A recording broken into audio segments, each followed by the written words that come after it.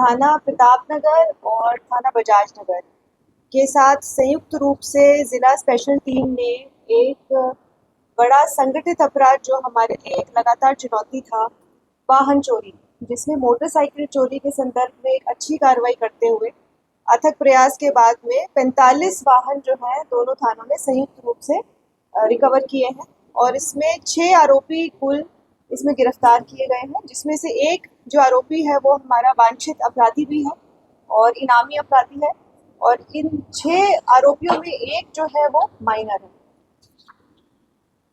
इसमें जिले की ओर से लगातार प्रयास करते हुए लगभग 100 सीसीटीवी फुटेज निकाली गई।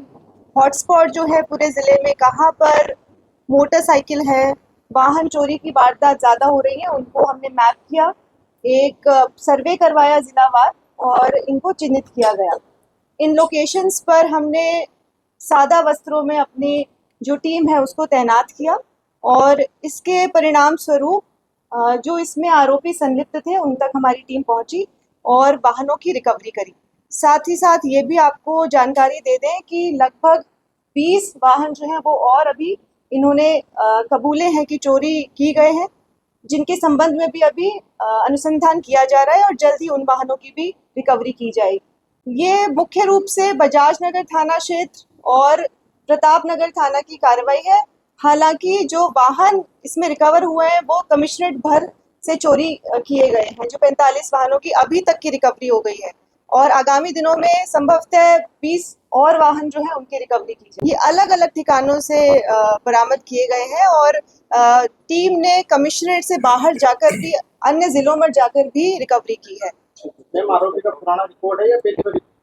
ये संगठित रूप से ये इस जो वारदात है इसको अंजाम देते थे।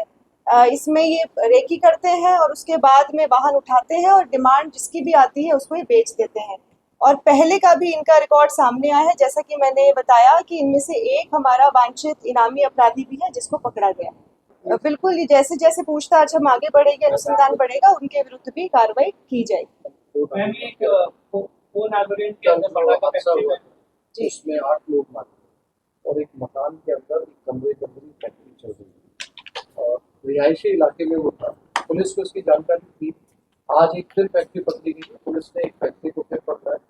ये कौन लोग थे जो ये फैक्ट्री चला रहे हैं, इसकी जानकारी क्या आपको पहले थी? अगर थी तो फिर कार्रवाई की?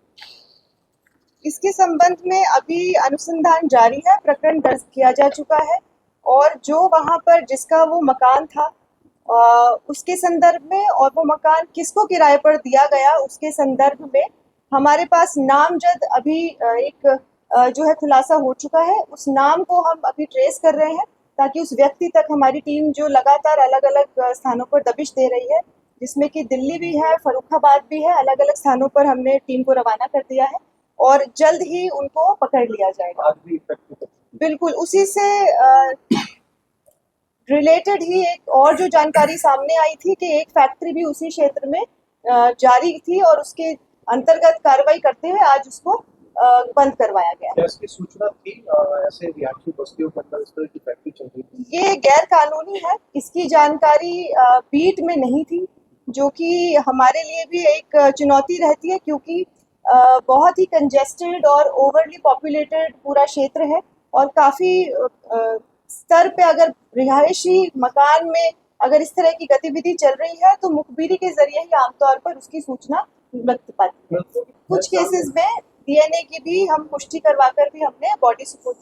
बिल्कुल, हम एक बड़े व्यापक स्तर पर सर्वे करवा रहे हैं। प्रत्येक थाना क्षेत्र में पाबंद किया गया है कि इस प्रकार की जो भी अवैध गतिविधि है उसको एक इंगित करते हुए एक सूची तैयार करें और निरंतर कार्रवाई करते हुए इन सभी पर आगामी दिनों में कठोर कार्रवाई की जाए।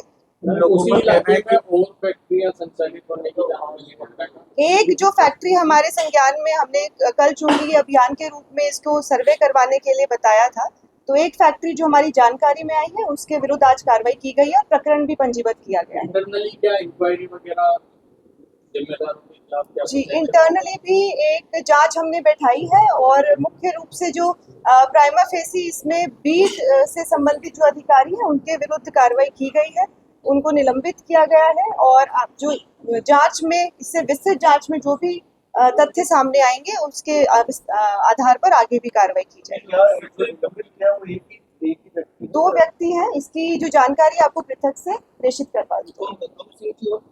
पॉसिबल है? एक हेड कांस्टेबल है और एक एएसआई।